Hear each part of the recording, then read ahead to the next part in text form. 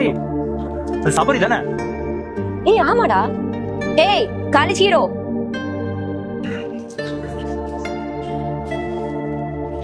நீ என்ன இந்த மண்டபத்துல இருந்து வர? நீங்க எங்க? நம்ம காலேஜ் ஈசிடி பம் திவ்யா இருக்கால, அண்ணன் பையன் பாட்டே கூப்பிட்டு தான் வந்தோம். உனக்கு தெரிய வாய்ப்பு இல்ல. ஆமா, நீங்க என்ன பண்ற? ஏய் நவீன், இவன் கெட்டப்ப பார்த்தா தெரியல.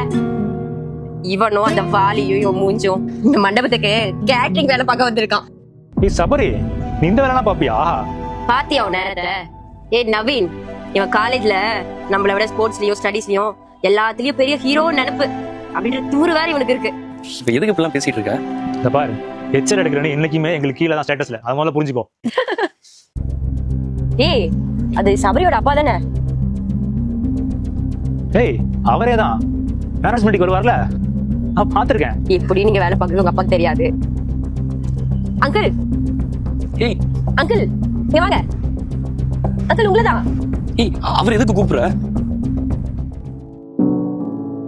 சபரி, என்ன அங்கிள், உங்க பையனை காலேஜ் தானே படிக்க வைக்கிறீங்க, ஆனா உங்க பையன் என்னடா கேட்டரிங்ல வேலை பார்த்துட்டு இருக்கான்? இதெல்லாம் கேள்வி கேட்க மாட்டீங்களா?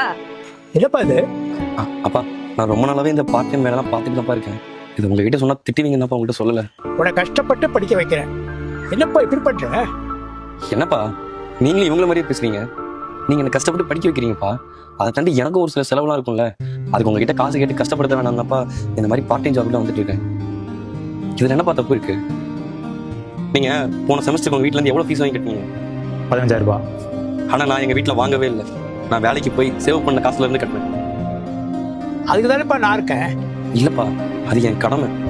நம்ம ஃபேமிலி மொத்தமா என்ன எவ்வளவு கஷ்டப்பட்டு படிக்க வைக்கிறீங்க. அது மட்டும் இல்லாம நீங்க படிக்கிற காலத்துல வேலைக்கு போயிருக்கேன்னு சொன்னீங்கல்ல, அப்ப நான் பண்றது கரெக்ட் தானப்பா?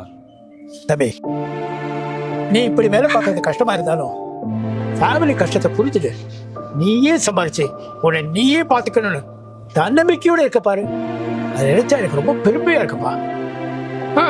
நீங்க தான் பெருமைப்பட்டுக்கணும். கண்டிப்பா உங்க அப்பா விடலாம் நான் பெருமையான அப்பா தான். அவன் உங்கள மாதிரி இல்லை, அவன் கால அவன் நிக்கணும்னு நினைக்கிறான். அது மட்டும் இல்லாம கேட்டரிங் ஜாப் போறதுல என்ன தப்பு இருக்கு? மத்தவங்களுக்கு வயிறார சாப்பாடு போடுற வேலையை சந்தோஷமா பண்றேன்.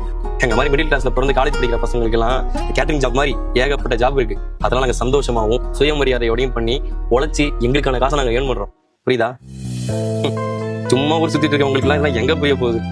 தம்பி, வேலையை பார்த்து பண்ணுப்பா. சரிப்பா, நான் பாத்துக்கிறேன். நீங்க போற வேலைக்கு போங்கப்பா. எனக்கு நிறைய உள்ள வேலை இருக்கு. வந்து உட்காருங்க, வயிறார சாப்பாடு போடுறேன், சாப்பிட்டு போங்க.